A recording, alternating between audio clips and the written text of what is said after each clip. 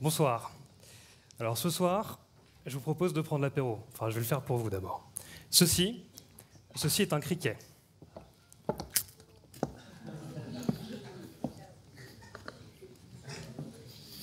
C'est même un très bon criquet.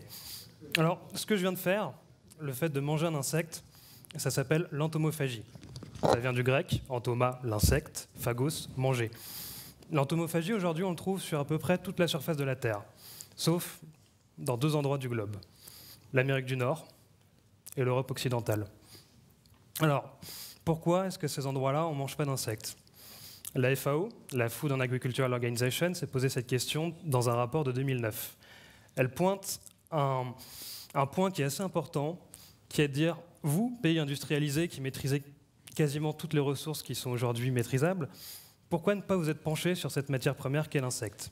Pourquoi ne pas en manger alors qu'on peut faire plein de choses avec? Très bonne question. Savez-vous que vous, aujourd'hui, vous Français, tous dans cette salle, vous mangez déjà environ 300 grammes d'insectes par an? Vous ne me croyez pas? Et pourtant, vous mangez de la compote, vous mangez du pain, de la farine. Dans tous ces ingrédients, vous allez trouver des insectes. Broyés, concassés, certes, mais des insectes quand même.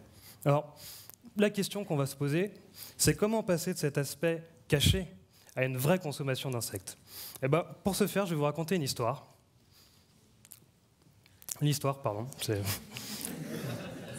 C'est très bon, mais c'est un peu sec, c'est pour ça que ça se prend à l'apéro, ça se prend avec une petite bière. Et justement, je vais vous raconter une histoire qui a commencé autour d'un verre de bière, l'histoire de Jiminy's. Jiminy's, c'est une société qu'on a créée il y a 2 ans avec mon associé Clément Cellier. Et on était tous les deux un vendredi soir en sortant des études. Lui était en école de commerce, Palier-Seg, hélas, mais c'est pas grave. Moi, je sortais de la fac de droit et on se retrouve devant la télé. À la télé, qu'est-ce qu'on a? Koh-Lanta. Arrive cette épreuve qu'on connaît tous, où ils sont obligés de manger des choses peu ragoûtantes. Et là, on tombe sur un énorme ver blanc qui, s'ils arrivent à le manger, leur permettra d'avoir ensuite la tranquillité pour d'autres épreuves. Alors on voit les candidats grimacer, le présentateur presque horrifié par le fait de déguster cet insecte. Et nous, bêtement, avec Clément, on rigole et on se dit « mais on veut essayer, ça a l'air super ». Donc qu'est-ce qu'on fait? On se renseigne sur Internet et on commande des insectes qui viennent de Thaïlande. Ils mettront 2 semaines à arriver en France. Nous, on mettra 2 semaines de plus à ouvrir le paquet. Mais on va finir par les goûter. Et quand on va les goûter, on va être très très déçus. C'est pas gluant, c'est pas grouillant, ça fait pas peur du tout. Et c'est déshydraté, ça croque sous la dent. Et on a eu un peu ce qu'on pourrait appeler une révélation. On s'est dit, c'est dingue cette matière, il faut absolument qu'on en fasse quelque chose, qu'on propose des produits, parce qu'on était persuadé qu'il y avait déjà des produits qui existaient, à vendre. Alors on s'était dit, on voyait un peu petit à l'époque, on va créer un petit site internet, et les meilleurs produits qu'on va trouver, on les vendra dessus. Donc on a commencé à benchmarker tout ce qu'on pouvait trouver sur la planète, en Thaïlande, au Canada, en Amérique, et finalement on a goûté beaucoup de choses. Et il n'y a jamais rien qui nous a plu, où on s'est dit, voilà, ça c'est un super produit, ça va être notre best-seller, on va pouvoir le vendre tout seul. Alors on a pivoté un peu notre projet, et on a acheté ce qu'on va appeler de la matière première, des insectes juste déshydratés, on a commencé à faire de la cuisine nous-mêmes. Alors on a essayé beaucoup de choses, des quiches, des cupcakes, des gazpacho. Alors petit conseil, si un jour vous utilisez une matière déshydratée, ne la mettez pas dans un liquide, ça ne marche pas. Enfin on a fait beaucoup de choses. Et à chaque fois qu'on faisait des tests, on invitait tous nos amis pour qu'eux aussi mangent de l'insecte avec nous, nous donnent leur feedback. Et premier feedback qu'on a eu un soir, c'est « Waouh, c'est vachement sympa, pourquoi est-ce que vous ne mettez pas quelques épices dessus pour l'assaisonner, pour que ça soit tout simplement un biscuit d'apéritif ?» Très bonne idée, on a arrêté la cuisine et les nuggets d'insectes, et on s'est concentré sur assaisonner l'insecte. Alors, pourquoi est-ce que finalement on a choisi dans cette matière première, avec tout ce qu'on pouvait faire, de prendre le parti de faire un produit apéritif? Parce que l'apéro, c'est avant tout un moment de partage. C'est un moment où on est très souvent entre amis ou en famille et on est prêt à échanger. Bon, souvent l'alcool aide, mais on est prêt à échanger.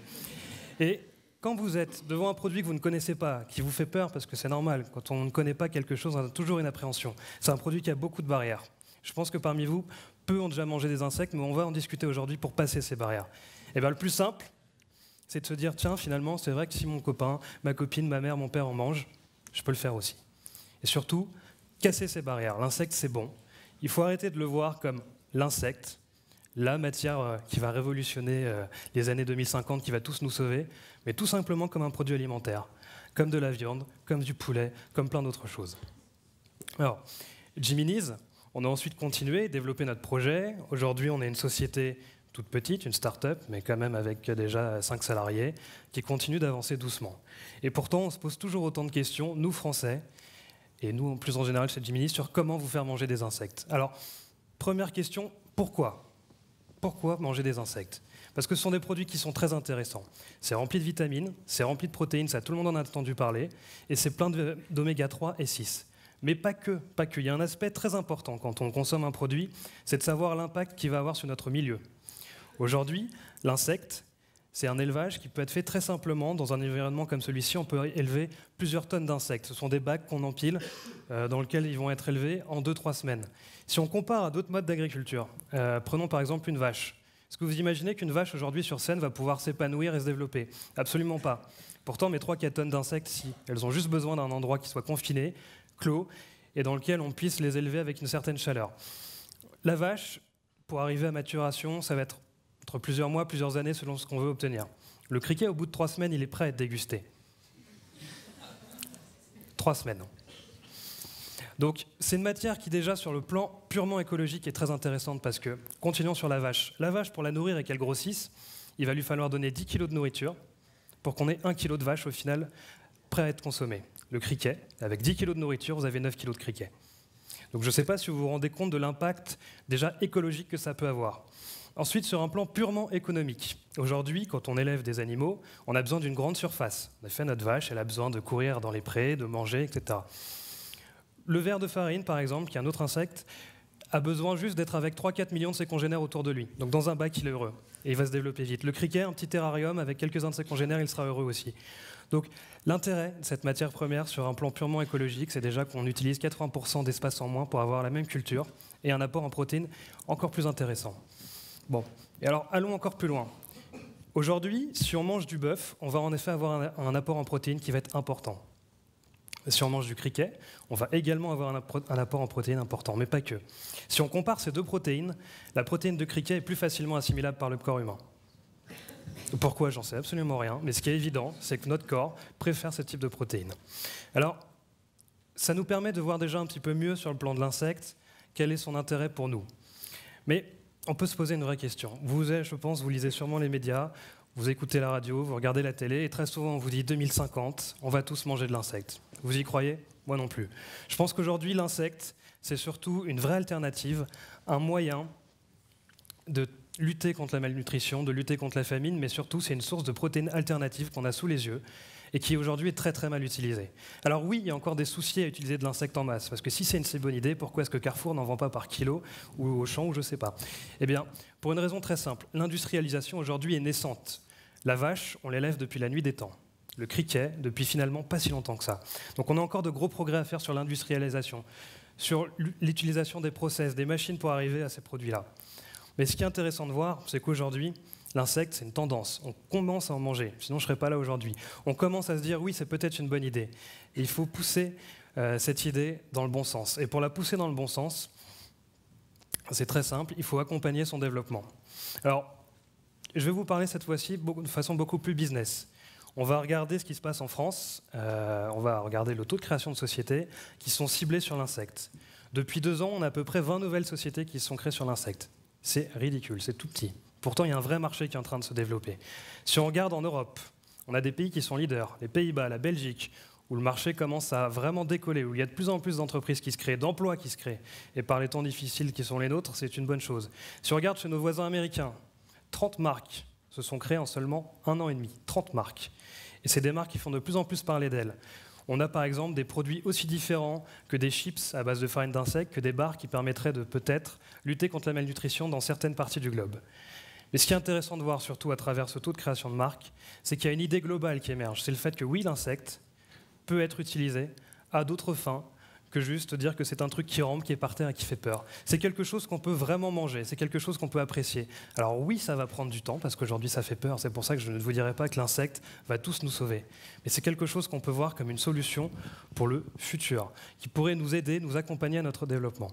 Alors, ce qui est intéressant de voir sur l'insecte, c'est qu'aujourd'hui, malgré toutes les bonnes choses que je viens de vous dire, quand on parle d'insectes en Europe, il faut savoir qu'il y a un paradoxe qui est très important, c'est qu'il y a un flou juridique. On va faire un petit point de droit, parce que je suis moi-même juriste de formation. Il y a un texte européen qui s'appelle le Novel Food, qui date de 1997, qui prévoit toute une procédure de mise sur le marché pour ce qu'on appelle les nouveaux aliments. Donc ce texte, à la base, il a été prévu pour les OGM, tout ce qu'on ne maîtrise pas, tout ce qui est modifié. Eh bien, figurez-vous que notre ami insecte, par des biais assez compliqués, tombe dans le joug de ce texte. Alors, pour autoriser la mise sur le marché d'insectes aujourd'hui en Europe, il faut déposer des dossiers qui sont très coûteux, plus d'1 million d'euros. Vous imaginez pour une petite start-up? Alors des grands groupes comme Danone, Nestlé ou autres ont déjà saisi l'intérêt de l'insecte, mais attendent que ce soit des petits qui aillent se casser les reins sur de tels dossiers pour ensuite lancer leurs produits. Paradoxe.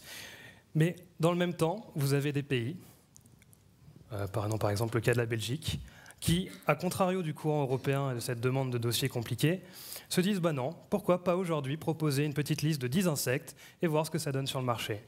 Cette position-là est bénéfique, mais la position européenne aujourd'hui fait que l'insecte se retrouve dans un flou juridique. Si on continue sur ce texte de 97, il en sort par une petite porte qui prévoit en effet que les animaux entiers n'en font pas partie, et on se retrouve avec un insecte qui n'appartient à aucun régime. Il n'est pas dans le régime de l'alimentaire commun, c'est-à-dire qu'il n'est pas soumis à des règles, et il n'est pas non plus dans un régime spécifique. Alors comment on veut faire, nous, quand on veut développer ce produit?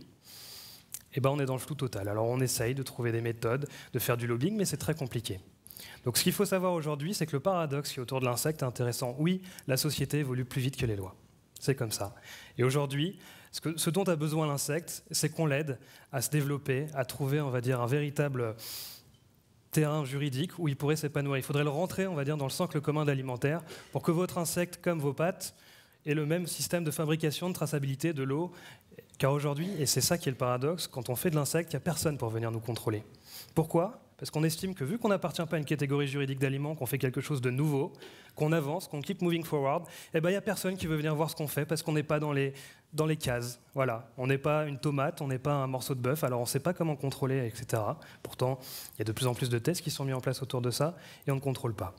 Alors, ce paradoxe est un souci, mais rassurez-vous, moi ça me fait peur aujourd'hui parce que ça concerne directement mon entreprise, mais je suis sûr que d'ici 2 ans, ça sera réglé.